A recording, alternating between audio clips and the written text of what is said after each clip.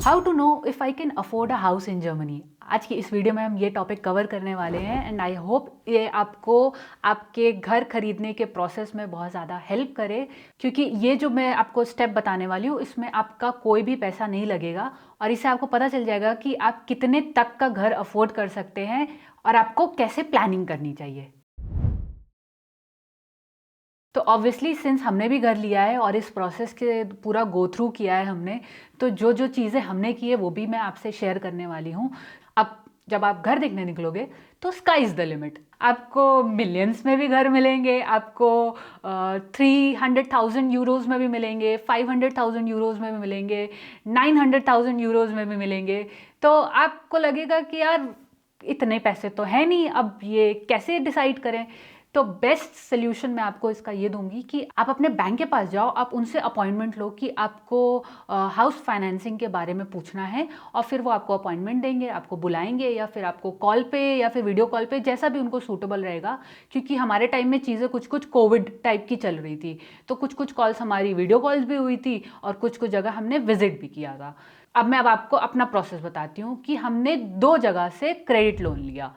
First location हमारी वहाँ से थी जहाँ से हमने अपना रीस्टर अकाउंट ओपन कराया था। तो रीस्टर होता है एक पेंशन प्लान होता है जर्मनी में, जिसमें आप एक प्राइवेट पेंशन इंश्योरेंस भी ले सकते हो। और उस टाइम का ये प्लान चल रहा था, वो बोल रही थी उस टाइम, आई रिमेंबर, कि ये जो रीस्टर प्लान है ये बहुत जल्दी बंद भी होने वाला है, 2021 की बात है। तो हमने उस टाइम ले लिया था और इससे हमें ये बेनिफिट मिल रहा है कि जब मैं टैक्स फाइल करती हूँ, तो जब मैं दिखा देती हूँ कि मैंने इन्वेस्टमेंट कर रखी है इस रीस्टर प्लान में, तो मुझे कुछ कुछ जो अमाउंट रहता है वो उसमें से कुछ यहाँ की जो फिनेंस है वो नॉन टैक्सेबल कर देता है। तो कुछ कुछ बेनिफिट्स भी हो रहा है इस प्लान का।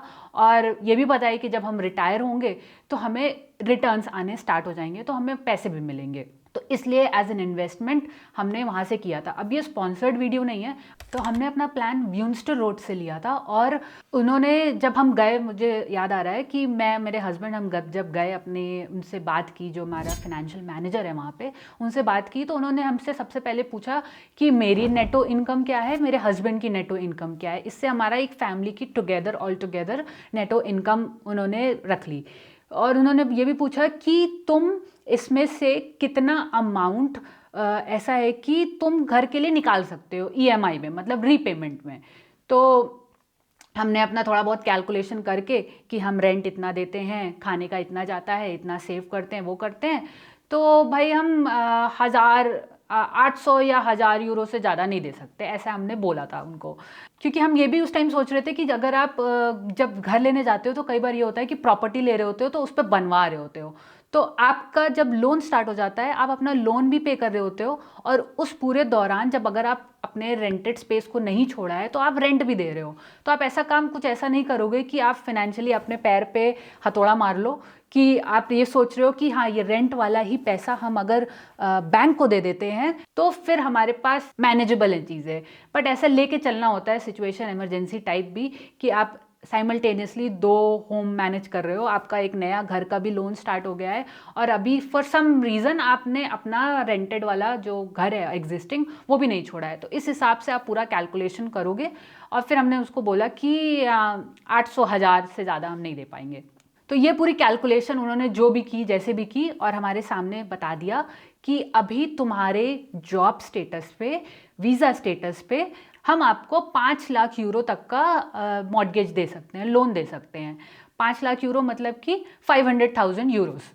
सो ये जो फर्स्ट मेरी मीटिंग हुई उसके बाद हमें ये बहुत ही ज़्यादा फ्रूटफुल लगी इन दिस केस, कि हमें ये पता चला कि हमारी नेटो इनकम को हम ऐसे डिवाइड कर सकते हैं घर में ही बैठ के, और उसमें देख सकते हैं कि अगर फॉर एग्जांपल अगर हमारी नेटो इनकम दोनों लोगों की 10,000 यूरो है, तो हमारा इतना पैसा फूड में जा रहा है, इतना पैसा हमारा रेंट में जा रहा है, इतना पैसा हमारा इंश्योरेंस वगैरह में जा रहा है ऑन टॉप ऑफ इट जो हमने ले रखा है, इतना हमारा पॉलिसीज़ वगैरह में जा रहा है, इंडिया में आपकी कुछ लाइबिलिटीज़ हैं, फैमिली सपोर्ट है तो उतना उसमें जा रहा है। आप ऐसे पूरा ब्रेकअप करके देख सकते हो कि एट द एंड, ट्रैवल वगैरह के पैसे निकालने के बाद, कि एट द एंड आपके पास कितने पैसे बच रहे हैं, जिसमें से आप फिर ये सोच सकते हो कि इतना आप रीपेमेंट में डाल सकते हो। सो ऐसे आप एक एस्टिमेट भी जान जाओगे कि आपके पास कितने पैसे बच रहे हैं at the end of the month as a family, as a couple मिला के, और जिससे आपकी अपने घर के लिए आप यूज़ कर सकते हो। और टिप इसके अंदर यही रहेगी कि बहुत ज़्यादा ऐसे स्ट्रिक्ट आप रूल्स भी बना रहे होगे जब फूड एक्सपेंसेस, ट्रैवल एक्सपेंसेस और बाकी मिसलेनियस वगैरह का, तो जब आप लोन लेने जाओगे और फिर वापस आपका जब घर भी हो जाएगा तो आपके अचानक से एक्सपेंसेस भी बढ़ जाते हैं। तो इनफैक्ट जब आप एक प्रॉपर हाउस लेते हो, कई सारे यहाँ पे डिस्टिंक्शंस होते हैं हाउस के, अपार्टमेंट के, डुप्लेक्स अपार्टमेंट के। तो जब आप हाउस लेते हो तो आपको बहुत सारे अलग से मिसलेनियस आपके वो भी होते हैं, खर्चे भी होते हैं। वैसे ही जैसे जो मेरा घर है वो एक डुप्लेक्स अपार्टमेंट है, तो इसके भी बड़े सारे मिसलेनियस खर्चे हैं जो कि मुझे फर्स्ट टाइम नहीं पता थे। फॉर एग्जांपल जैसे अभी हमने घर ले लिया और इसके बाद हमें मेंटेनेंस भी देनी होती है क्योंकि ये अपार्टमेंट है। और जब आप हाउस लेते हो तो आपको पूरी मेंटेनेंस खुद से अकेले मैनेज करनी होती है। जब आप अपार्टमेंट में रहते हो तो एक कमिटी होती है जिसको आपको मेंटेनेंस अमाउंट देना होता है। इसके बाद आपको प्रॉपर्टी टैक्स देना होता है क्वार्टरली, तो ये आप क्वार्टरली भी दे सकते हो, आप ये एनुअली भी दे सकते हो। ये मिसलेनियस एक एक्स्ट्रा कॉस्ट है जो आपका हर साल जाता है। इसके साथ आप जो है ARD भी पे कर रहे होते हो। देन अगर आप हाउस में रह रहे होते हो तो हाउस में आपको चिमनी क्लीनिंग भी करानी है, आपको अपनी बाकी सारी A to Z सारी चीज़ें करनी है, तो वो उसके खर्चे भी आपको देखने हैं कि उतने ही नेटो जो आपकी सैलरी बच रही है उसमें से उसके एक्सपेंसेस जाएंगे। वैसे ही जब आप अपार्टमेंट ले रहे होते हो तो इसके अंदर जो मेंटेनेंस वाला अमाउंट जाता है वो टेक केयर कर रहे होते हैं, जैसे चिमनी क्लीनिंग का, कुछ भी घर के बाहर की जो फसाड की चीज़ें होती हैं, मतलब बाहर की वॉल्स, पेंटिंग वगैरह, दरवाजे, खिड़की, ये उनका जिम्मा होता है। और जो घर के अंदर की चीज़ें, रिपेयर, मेंटेनेंस, ये वो है, वो आपको खुद मैनेज करना होता है, plus property tax and ARD वगैरह। तो कुछ मैं आपसे ऐसे वेरिएबल्स शेयर कर देती हूँ जिस पे आप अपने एक्सपेंसेस कैलकुलेट कर सकते हो, जो कि हमने भी किया था। अपने मंथली एक्सपेंस कैलकुलेट करने के लिए आप अपनी पहले सैलरी डाल दो, माई सैलरी, देन उसके बाद house rent, grocery, travel, personal, अगर आपके पर्सनल कुछ एक्सपेंसेस हैं जो आप जैसे शॉपिंग वॉपिंग के लिए निकालना चाहते हो वो, देन आपके कोई ETF अगर आप सेविंग कर रहे हो, कुछ प्लान में, किसी प्लान में इन्वेस्ट कर रहे हो, वो ETF के साथ आपके अगर कोई पेंशन प्लान चल रहे हैं, हाउस प्लान चल रहे हैं, जैसे रीस्टर रेंट हो गया, वोन रीस्टर हो गया, उसका आप एक वेरिएबल मतलब उसमें एंट्री कर सकते हो। इसके साथ अगर आपने बाउस पार्क खोल रखा है, बाउस पार्क के बारे में भी आप पढ़ सकते हो, उसके एक्सपेंसेस भी डाल सकते हो। देन ट्रैवल एक्सपेंसेस आप डालोगे, देन इलेक्ट्रिसिटी का आप एक्सपेंस डालोगे। उसके बाद अगर आपने कोई इंश्योरेंस ले रखा है, जैसे कि अगर आपने कोई लाइबिलिटी इंश्योरेंस ले रखा है तो वो आप इंक्लूड करोगे। देन इंटरनेट वाईफाई लगवा रहे हो, आपका फ़ोन में सिम जा रहा है, उसके एक्सपेंसेस, आपके बच्चे या फिर आपकी फैमिली कोई ऐसे और अदर एक्टिविटीज़ कर रही है, जैसे स्विमिंग हो गई, क्लासेस हो गई, या फिर कोई अकेडमी वाली क्लासेस हो गई, या फिर कोई स्पोर्ट्स की क्लासेस हो गई, तो उसके एक्सपेंसेस आपको हेल्प करेंगे कैलकुलेट करने में कि eight the end of all the expenses आपके पास कितने पैसे बच रहे हैं। That can be used for EMI और इमरजेंसी फंड भी कुछ थोड़ा बहुत। सो आई होप ये कैलकुलेशन आप पहले कर लें एंड फिर आप जाएं अपने क्रेडिट लोन की बात करने, तो फिर आपको बहुत ही ज़्यादा क्लियरली सारी चीज़ें समझ में आ जाएंगी।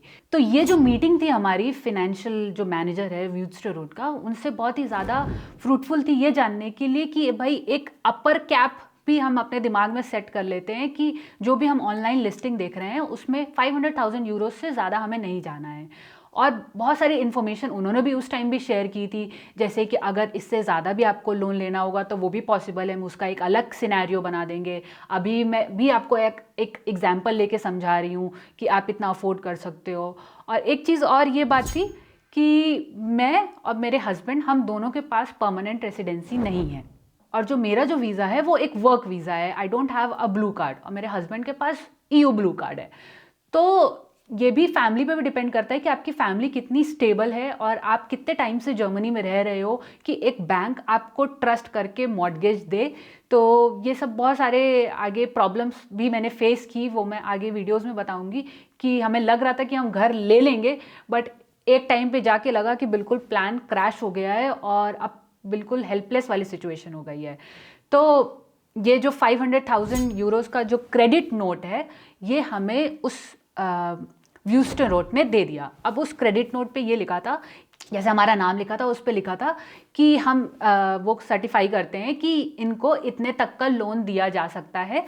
तो वो क्रेडिट नोट जो एक कॉपी थी उसको डिजिटली भी मैंने सेव कर लिया था। वो काफ़ी हेल्प हुई हमारे कई सारे विजिटेशन में, क्योंकि जब आप विजिट करने जाते हो, अपार्टमेंट देखने जाते हो, घर देखने जाते हो, तो जो वहाँ पे या तो लैंडलॉर्ड मिलेगा आपको या फिर कोई रियल एस्टेट एजेंट मिलेगा, तो वो भी देखता है कि आप केपेबल हो कि नहीं घर लेने के लिए। तो अगर आप उसको ये क्रेडिट नोट दिखा देते हो तो आपको थोड़े ऐसे प्लस पॉइंट्स मिल जाते हैं। आप उनको लगता है कि हाँ, आप टाइम पास नहीं कर रहे हो, बस आप केपेबल हो, आप चीज़ें सॉर्ट करके आए हो अपने फाइनेंसेस, तो आप ले सकते हो। और क्योंकि उनको भी बेचना है तो उनको भी जल्दी है, आपको भी खरीदना है, आप भी इंटरेस्टेड हो, तो ऐसा कुछ फालतू का डीले ना हो, ये चेक करते हैं लोग। तो ये एक मस्ट डॉक्यूमेंट नहीं है, बट गुड टू हैव है। और इससे आपको भी क्लियरेंस हो जाएगी कि आपका बजट क्या है पूरा। तो अब सिंस मैं फाइनेंशियल एजेंट तो हूँ नहीं, तो मैं आपको आपका बजट तो नहीं बता पाऊंगी, बट अगर आपके पास पीआर है तो आप बहुत अच्छे पोजीशन पे हो। अगर आपके पास पीआर नहीं है, रेसिडेंसी है और ब्लू कार्ड है, दोनों लोगों के पास, मतलब आपके पास भी और आपके स्पाउस के पास भी, तो ये भी एक बहुत अच्छी बेस्ट केस सिनेरियो है। अगर आपके पास एक के पास ब्लू कार्ड है और एक के पास वर्क वीज़ा है, मतलब ब्लू कार्ड नहीं है, तो ये भी ठीक ठाक सिनेरियो है, मतलब हमारे जैसे सिनेरियो है, तो ये भी पॉसिबल है चीज़ें। और अगर आप दोनों लोग के पास खाली वर्क वीज़ा है तो ये थोड़ा मुश्किल हो सकता है, अगर आपके पास पीआर नहीं है और सिर्फ वर्क वीज़ा है, क्योंकि पीआर में आपके पास विदाउट एनी कंडीशन आप जर्मनी में रह के जॉब बदल सकते हो, रह सकते हो। बट ब्लू कार्ड में और जैसे मेरा वर्क वीज़ा है, इसमें ये होता है कि हमारा कॉन्ट्रैक्ट टाइड रहता है कंपनी के साथ, तो जॉब भले ही परमानेंट रहती है। हमारे अपॉइंटमेंट लेटर में ऐसा कुछ मेंशन नहीं है कि हमारी कॉन्ट्रैक्चुअल जॉब है या फिर 3 साल के रोल पे है, 2 साल के रोल पे, कोई टाइम नहीं है।